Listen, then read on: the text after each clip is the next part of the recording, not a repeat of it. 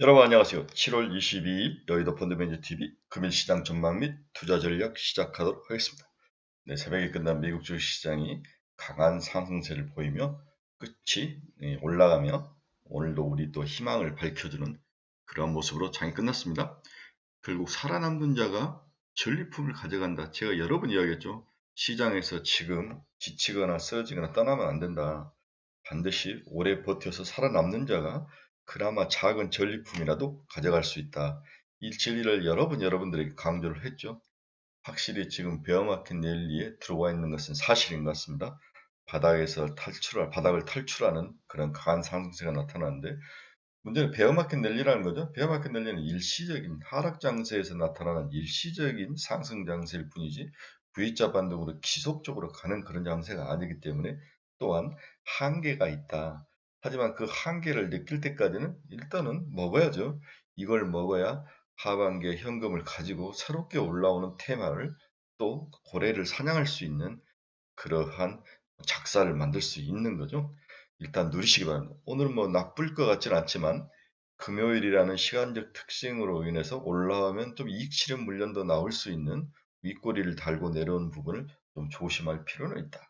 따라서 추격 매수할 필요는 없을 것 같고 기존에 가지고 있던 종목들이 어느 정도 올라오면 지금은 팔 때는 아니고 2,500 기준으로 좀 더 기다렸다가 살짝 현금화 전략을 추진하는 그러한 단순한 전략을 여러분들에게 지속적으로 추천을 해보는 바입니다. 자, 금일 시장 전망 및 투자 전략 시작하도록 하겠습니다. 구독, 좋아요 많이 눌러주십시오. 네, 어제 뭐 제가 우연히 들은 이야기가 심사임당이라는 아주 유명한 그 유튜브가 있는데 300억에 팔렸다는 이야기를 하더라고요. 네, 와, 이 유튜브도 그렇게 비싼 가격에 사는구나. 결국 여러분들이 재산인 거죠. 네, 여러분들을 재산 취급해서 속된 표현 머릿수로 돈을 계산하는 그런 것들이 좀 역겹고 싫지만 이게 자본주의 시장인 것 같아요. 네, 저는 여러분들을 그렇게 취급하지 않습니다. 친구죠. 친구이고 이 시대를 함께 같이 살아가고 함께 손잡고 가고 제가 원래 이제 이 유튜브나 그 다음에 이제 블로그를 처음 시작하는 그 제 취지가 사실 아빠들에게 많이 초점이 맞춰졌죠. 이 시대를 살아가는 아빠들의 그 경제적 짐을 좀 같이 덜어보자. 그래서 펀드 매니저 이제 나 같은 사람이 뭔가 좀 재능 기부 같은 거 여러분들보다도 더 분석이라든지 이런 것들 정보도 많이 알고 있고 분석의 경험이 있으니까 한번 같이 나눠보자. 이런 순수한 의도로 시작을 한 거죠. 그래서 한 4년이라는 시간이 흘러나왔는데 신사임당이 팔렸다는 건 좀 씁쓸하더라고요. 네, 씁쓸한. 이걸 과연 그렇게 사고 팔고 그럴까? 저는 뭐 3% 상장도 상당히 반대하는 사람 중에 하나죠. 여러분, 우리 카페베네가 망한 이유를 아십니까? 카페베네는 가장 카페의 핵심인 커피 맛을 잃어버리고 잘 나가는 팥빙수나 이런 거 팔다가 망한 거죠. 그렇습니다. 무엇이든지 비즈니스를 할 때 그 산업의 핵심, 그 코어를 잃어버리는 순간 이것저것 해서 돈으로 눈이 돌아가는 순간 망하는 거죠. 네. 그러한 일들이 좀 씁쓸하지만 제 유튜브는 그런 일은 없습니다. 저는 팥빙수를 팔지는 않을 생각이고 오직 주식, 하루 일상, 일과 또 열심히 이 세상을 살아가는 우리 엄마, 아버지들의 그 같이 호흡하는 그런 철학이 있는 거죠. 네, 여러분들이 마음 응원 부탁합니다. 자, 금일시장 키포인트 한번 봅시다. ECB가 금리 인상을 한 게 이제 가장 큰 이슈죠. 10년 만에 처음으로 올리는데 50bp를 올렸다. 그 다음에 효과가 큰 거죠. 인플레이션을 잡을 수 있다는 거죠. 네, 인플레이션을 잡을 수 있다. 인플레이션을 잡을 수 있고 ECB가 금리를 올리면 뭐가 안정이 됩니까? 우리나라 환율이 안정이 되죠. 환율이 안정이 되고 결국은 돈이 들어오는 거 이러한 선순환 구조에 가는 두 번째 고리가 끼어졌습니다. 이제 모든 악재들이 하나씩 사라지는 거죠. 유가도 100달러 이하로 하락하고 환율도 안정을 찾아가고 금리는 또 보니까 오늘도 금리가 10년짜리가 다시 2.9까지 내려와 있어요. 금리도 안정을 찾아가는 그러한 상황. 뭐 이런 표현이 맞을지 모르지만 약간 골디락스의 전 단계 이런 상황으로 와 있는 것 같습니다. 또한 지속적으로 발표된 기업들의 실조가 양호하다. 이 양호가 절대 수치가 아니라고 그랬죠. 가이드라인에 비해서 우리가 예상했던 것 비해서 양호하다. 이렇게 이해를 하셔야 되는 거죠. 또한 고용시장이 불안하다. 그렇죠? 우리가 실업수당 신청 건수가 많이 올라가면서 미국의 경제를 지탱하고 있는 마지막 그 핵심 그 한 조각, 이 고용이 불안하다는 것은 뒤집어 보면 미국이 공격적으로 금리 인상을 하는데도 한계가 있을 것이다. 이러한 가능성, 이런 것들이 시장에 반영이 되며 IT를 중심으로 한 종목들이 치고 올라왔는데 또 장외 시간외 시장에서 살 때도 조정을 받는 그런 모습도 나타나는 것 같아요. 자, 하지만 일단 시장은 바닥을 탈출한 전형적인 베어마켓 랠리 시장에 들어와 있다. 이걸 믿으시고 바닥에 추가로 더 떨어질 것에 대해서 두려움을 이제는 좀 제어해도 거기서 좀 벗어나도 되지 않을까, 그러한 긍정적인 마인드를 가져봅니다. 오늘 새벽에 끝난 미국 주가 추이를 보면 다우 0.51, 나스닥 1.36, S&P 0.99인데 끝이 좋죠. 끝이 살아 움직이면서 상승 망하였다. 시장이 그만큼 힘이 생겼다는 그러한 이유죠. V자 반등의 힘이 아니라 바닥을 탈출할 수 있는, 여러분, 우리가 나스닥도 그렇고 14,000부터 이렇게 빠지는데 빠질 때 거래량이 없이 빠졌다는 거죠. 사자가 없이 쭉 기존에 있던 걸 치고 올라갔기 때문에 향후에 올라갈 때도 사자가 없었기 때문에, 매수가 없었기 때문에 걸리적거리지 않는 거죠. 그래서 이 수준까지는 쉽게 올라갈 수 있는 상황. 이게 베어마켓 랠리의 가장 큰 장점입니다. 이 베어마켓 랠리를 먹지 못하면 향후의 하반기, 가을 이후에 나타날 그러한 새로운 테마주 공략의 사냥에 힘이 붙이죠. 먹어야 합니다. 먹고 견디시고 현금을 마련해야죠. 지금은 2,500 기준까지는 무조건 견디시고 버티셔야 합니다. 근데 어제 유럽은, 영국은 살짝 상승을 했고 프랑스는 0.27, 독일은 마이너스 0.27로 끝이 났습니다. 어제 이제 아시아는 한국과 니케이는 상승을 했는데 상해가 항생이 많이 빠졌죠. 결국 상해와 항생, 중국이 빠져야 한국과 그리고 일본이 올라가는 그러한 롱숏 플레이, 그렇죠. 밸런스를 맞춰가는 과정이 지속적으로 나타나고 있다. 이게 제가 보는 한국 시장의 긍정적인 면이죠. 중국이 죽어야 우리가 산다. 이것을 꼭 명심을 하시고 중국 시장에 너무 연연하지 마시기 바랍니다. 한국경제TV가 전하는 금일시장 글로벌 시장 키포인트를 한번 봅시다. ECB가 10년 만에 50bp 금리를 인상을 했다. ECB가 분열 방지를 위한 새로운 채권 매입 프로그램 TIP를 개시를 했다. 이탈리아가 난리가 난 것 같아요. 마리오 드라기 총재가 사임을 하고 시장이 막 터블런스로 뒤집어지는데, 이탈리아는 원래 문제하죠. 만약에 독일이나 프랑스가 그랬다면 문제가 크지만 이탈리아 정도는 눈 하나 깜짝 안 해도 될 것 같습니다. 미국 7월 필라델피아 연은 제조업 지수가 마이너스 12.3. 와우. 4개월 연속 하락하는, 뭔가 경제 이 선행지표들인데 제조업 지수가 이런 것들이 하락을 했다는 것은 나름 시장이 모든 게 좋진 않다. 하지만 이걸로 인해서 시장의 긴축을 좀 완화시킬 수 있는 또 하나의 트리거와 티포인트가 될 수 있다는 거죠. 이 부분은 또 반대면에서는 암이 아니라 명이죠. 미국 주간 실업보험 청구 건수가 25만 1천 명을 기록하며 8개월 만에 최대를 이루었다. 미국도 고용을 이제 조금씩 줄이는 그러한 모습이 나타나고 있다. 하지만 25만 1천 명 정도는 충분히 견딜 수 있는 그러한 숫자입니다. 미국 주택담보대출 금리가 5.54% 상승한 5.54%를 기록하면서 2주 연속 상승을 나타내고 있다.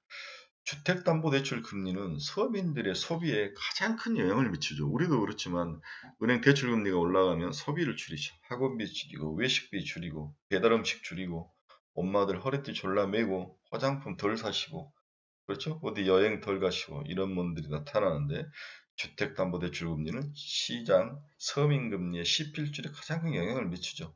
부동산과 주택담보 이런 것들은 서민들의 삶에 가장 큰 영향을 미치는, 따라서 부의 웰스 효과가 한쪽에서 죽으면 다른 한쪽에서 살아나야 되는데, 이게 주식이라는 거죠. 주식이 어느 정도 올라오면서 또 부의 효과를 주고, 그래서 반대편에 부동산이 가지고 있는 부의 효과가 낮아지면 주식이 올라야 되는데, 이제는 서로 같은 방향으로 많이 움직이죠. 부동산 빠지면 주식도 빠지고 둘 다 부의 효과가 나타나냐 할 때가 경기 침체인 효과가 있는 거죠. 이런 면에서 부동산과 주식의 관계, 그들의 움직임을 좀 면밀하게 아주 센시티브하게 체크를 해야 된다. 일단은 시장이 부정적인 건 사실인 것 같습니다. 우리 영끌로 집을 사시는 우리 젊은 친구들이나 또 우리 가장들은 또 엄마 아빠들은 머리가 좀 아픈 요즘인 것 같아요. 저도 주위에 이제 후배들 집을 산 애들을 보면 많이 올랐다고 투덜거리는 모습을 볼 때마다 가슴이 좀 아픕니다. 뭐 정부가 지금 뭔가 좀 해야 돼요. 우리나라 정부 저렇게 바보처럼 있는 게 참 답답합니다. 능력이 없는 건지 시작한 지 2달밖에 안 돼서 발을 못 맞춘 건지 뭔가 확실한 리더십이 없는 건 사실인 것 같아요. 바이든이 코로나 양성 판정을 받았네요. 가벼운 증상, 격리 상태에서 업무를 하고 있다. 네, 이분 나이도 좀 있으신데 잘 쾌차하시기 바랍니다. 우크라이나 곡물 수출 협상을 타결했죠. 이스탄불에서 서명식을 했습니다. 터키 이름이 바뀌었죠.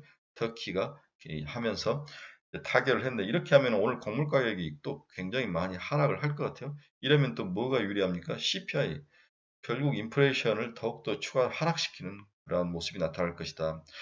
WTI가 경기 침체와 이런 걸로 해서 90달러, 100달러가 깨지면서 내려오면서 시장에 나름대로 어떤 희망을 주는데 CPI를 잡을 수 있다는 희망을 주는데 곡물 가격, 수출까지 타결되면서 모든 것들이 이제 악재에서 호재로 반응하는 그러한 포인트. 그때가 가장 주가가 많이 오른다 그랬죠. 주식은 미분이다. 미분은 한 점에서의 변화, 속도, 관성 이런 것들을 나타내지 않습니까? 거리. 여기에서 딱 뭔가 트리거가 있을 때가 가장 중요한 거죠. 드라기 내각이 붕괴를 했습니다. 이탈리아 국채 금리가 장중 급등을 하죠. 정말 이탈리아는 정말 죄송합니다만 양아치의 나라인 것 같아요. 저를 이탈리아 사람들 욕을 할지 모르지만 이게 선진국이 아니죠. 네, 선진국인 것처럼 하지만 까보면 후진국인 거죠, 그렇죠? 네, 정치와 경제가 안정되지 않는 모습. 글쎄요, 또 어떻게 보면 선진국이기 때문에 이러한 어떤 변동성과 터뷸런스를 잘 방어하면서 무너지지 않고 나가는 제국이 이루어진다 이렇게 볼 수도 있는데 큰일입니다. WTI가 드디어 98.92 100달러가 깨지는 그러한 좋은 모습을 보여주고 있습니다. 네, 달러 지수 한번 봅시다.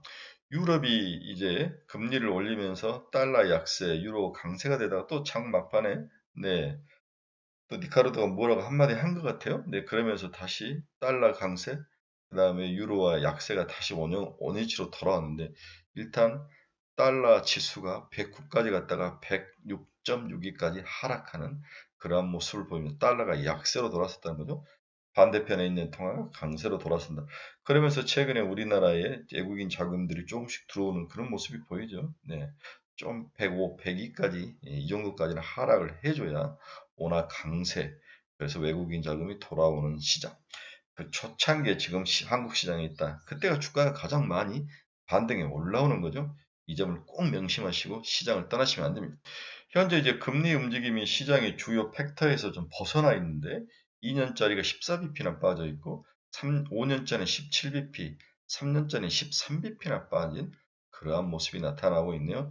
2년과 10년은 약 20bp의 마이너스 스프레드를 보이고 있는데 금리가 하락 안정화되는 그러한 모습. 그렇죠. 금리 인상 속도를 늦추고 긴축을 놓친다. 그쪽 경기가 좀 불안하면서 침체 국면으로 갈 수 있다. 이러한 것들이 금리를 안정화시키는 요인으로 작용하는 거죠. 금리가 안정이 되고 긴축이 좀 줄면 뭐가 가장 많이 오니까 IT, 반도체, 성장주. 그래서 미국의 IT들이 최근에 치고 올라가면서 나스닥이 반등의 선봉장에 서 있는 거죠. 이러한 것들은 우리나라 시장에 IT로 이루어지는 우리나라 시장에 아주 중요한 상승 트리거가 될 수 있다. 이렇게 예상을 해볼 수 있습니다. 미국의 주요 기업들 주가 움직임 한번 봅시다. 애플은 1.51% 상승했는 155달러. 어제 테슬라가 대박이네요. 네, 9.78. 이 무거운 게 9.78%나 상승을 합니다. 815달러에 장을 마감을 했습니다. 이제 어제 우리나라도 이제 자네 델런이 LG 화학과 이런 데를 배터리를 보러 간 거죠. 그렇죠? 네. 우리는 통화 수합이라든지 이런 것들을 원했는데 미국 애들은 배터리 산업의 공급망 빨리 투자를 해라, 공장 지어라 이런 이야기죠. 보십시오. 어제도 이야기했지만 미국에 지금 투자할 수 있는 유일한 국가는 한국밖에 없습니다. 중국은 투자를 받지도 않습니다. 그렇죠? 일본은 배터리가 거의 없죠. 네, 파나소닉 정도 조금. 그 다음에 IT에는 이제 대만 TSMC에 가서 투자를 해라. 이미 투자가 됐고 한국은 2차 전지, 자동차, IT 모든 것들을 해줄 수 있는 유일한 그런 나라는 우리나라밖에 없는 거죠. 이걸 보여줘야 그 다음에 중간 선거를 가지고 있는 놔두고 있는 바이든 정부에게 뭔가 야 우리가 투자를 이렇게 많이 유치하고 너희들 먹고 살게 해주지 않느냐 이게 굉장히 중요한 그들의 선거 슬로건이고 얼굴인데 이 모든 것을 한국에 지금 절절 메고 있다는 사실이 굉장히 중요합니다. 이런 면에 있어서 당분간 2차 전지는 빠지지 않을 것이다.